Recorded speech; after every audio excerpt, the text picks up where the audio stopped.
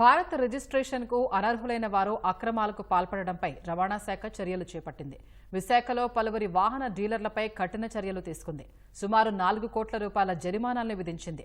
అరుణాచల్ ప్రదేశ్ వంటి ఈశాన్య రాష్ట్రాల పేరిట ఉన్న నిబంధనలతో ఏపీలో భారత్ రిజిస్ట్రేషన్ తీసుకున్న వాటిపై ప్రత్యేక నిఘా ఉంచామంటున్న డీటీసీ రాజారత్నంతో మా ప్రతినిధి కూర్మరాజు ముఖాముఖి. నేషన్ వన్ రిజిస్ట్రేషన్ దేశవ్యాప్తంగా బీహెచ్ రిజిస్ట్రేషన్ ప్రక్రియ ప్రారంభించడానికి ముందు కేంద్ర ప్రభుత్వం చెప్పిన ఈ నినాదాన్ని సాకారం చేసేందుకు బీహెచ్ రిజిస్ట్రేషన్స్ ఇప్పటికే పలు రాష్ట్రాల్లో అమలు చేస్తున్నారు. దాన్ని ఆసరాగా చేసుకుని కొంతమంది అక్రమార్కులు తక్కువకి చేయించుకుందాం అన్న ఉద్దేశంతో ఈ బీహెచ్ రిజిస్ట్రేషన్లని అర్హత లేకపోయినప్పటికీ వాహనాలను రిజిస్ట్రేషన్ చేయించుకోవడం, వాటిని రహదారుల మీద తిప్పడం, ఆంధ్రప్రదేశ్ కు సంబంధించి రవాణా శాఖకు ఆదాయ నష్టాన్ని కలిగిస్తున్న వారిపై రవాణా శాఖ ప్రత్యేకంగా దృష్టి సారించింది. దానికి సంబంధించి విశాఖ డీటీసీ రాజారత్నం గారు ప్రస్తుతం ఉన్నారు. భారత్ రిజిస్ట్రేషన్ సంబంధించి కొన్ని రోజులుగా డ్రైవ్ నిర్వహించారు. ఆ డ్రైవ్ లో మీ దృష్టిలోకి వచ్చిన అంశాలు ఏంటి? బీహెచ్ రిజిస్ట్రేషన్ కొంతమంది కేంద్ర ప్రభుత్వ ఉద్యోగులకి అండ్ ప్రైవేట్ కంపెనీలో పనిచేసే వాళ్ళు అయితే 4 కంటే ఎక్కువ రాష్ట్రాల్లో పనిచేసే అంటే కంపెనీ ఆఫీసులో ఉన్న వాళ్ళకి ఫెసిలిటేట్ చేసే ఉద్దేశంతో కేంద్ర ప్రభుత్వం ఈ ఫెసిలిటీని తీసుకురావడం జరిగిందండి. అయితే ప్రస్తుతానికి ఆంధ్రప్రదేశ్ రాష్ట్రంలో బీహెచ్ రిజిస్ట్రేషన్ స్టార్ట్ కాలేదు. దీన్ని ఆసరాగా చేసుకొని కొంతమంది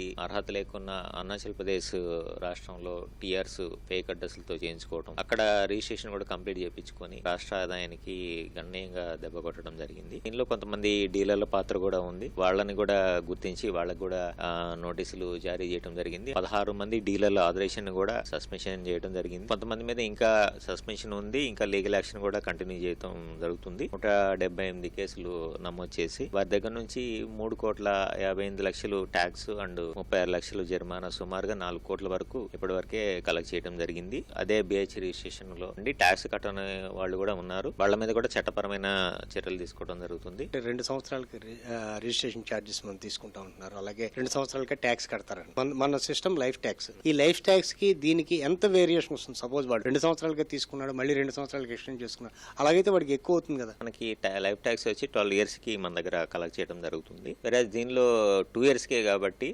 రాష్ట్రాల్లో ప్రత్యేకించి అరుణాచల్ ప్రదేశ్ రాష్ట్రంలో అయితే అబౌవ్ 15 lakhs, అబౌవ్ 20 lakhs కి మనకి 18% ట్యాక్స్ ఉంటే వాళ్ళ దగ్గర కేవలం 4.5% ఉంది. సో వాళ్ళ దగ్గర ఉన్న ట్యాక్స్ రేట్ తక్కువ ఉండటం వలన మన వాళ్ళు అరుణాచల్ ప్రదేశ్ లాంటి రాష్ట్రాలకి మొగ్గు చూపి అక్కడ తక్కువ పన్ను కట్టి ఇక్కడ తిరుగుతున్నారు. దీనిలో ఉన్న మెయిన్ కాన్సెప్ట్ ఏంటంటే ట్యాక్స్ ఏ రాష్ట్రంకి చెల్లిస్తే ఆ రాష్ట్రంలోనే తిరగడానికి అనుమతి ఉంటుంది. బట్ ఇది తెలియక అక్కడ తక్కువకి అయిపోతుంది అనేసి ఆ విధంగా వెళ్ళి అక్కడ చేయించుకుంటున్నారు. అది కరెక్ట్ కాదు.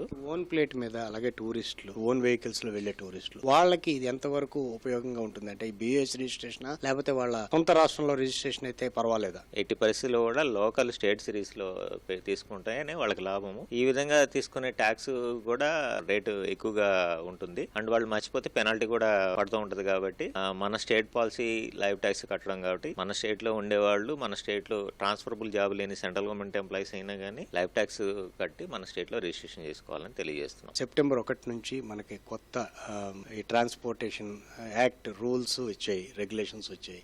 ఇవి ఏ రకంగా వాహనదారులు వీటిని ఇది చేస్తున్నారు, అలాగే వాహనదారుల మీద ఏ రకమైన ఇన్సిస్ట్ మీరు చేస్తున్నారు? హెల్మెట్ కంప్లైంట్స్ ని 100% తీసుకురావాలన్న ఉద్దేశంతో మనకి ఆగస్టు 2వ తారీఖున డిస్ట్రిక్ట్ రోడ్ సేఫ్టీ సమావేశం జరిగిందండి. సెప్టెంబర్ 1 నుంచి కూడా హెల్మెట్ లేకుండా వెహికల్ ని నడిపితే గనక 1035 రూపీస్ ఫైన్ తో పాటు 3 months లైసెన్స్ ని కూడా సస్పెన్షన్ చేయాలని.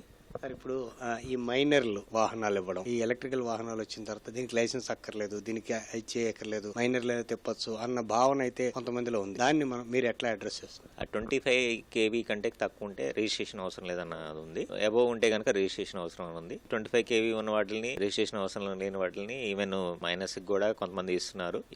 ఎటువంటి వెహికల్ అయినా కానీ ప్రిఫరబుల్లీ మేజర్స్ కి ఇవ్వాలండి ఎట్టి పరిస్థితుల్లో. కాబట్టి ఎట్టి పరిస్థితుల్లో డ్రైవింగ్ లైసెన్స్ ఉంటేనే డ్రైవ్ చేయాలి, ఎలక్ట్రిక్ వెహికల్ అయినా ఏ వెహికల్ అయినా.